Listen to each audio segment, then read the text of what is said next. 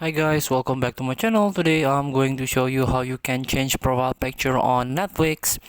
So all you have to do now, open your Netflix app on your mobile and then go to tap at the top of your screen and tap app setting here.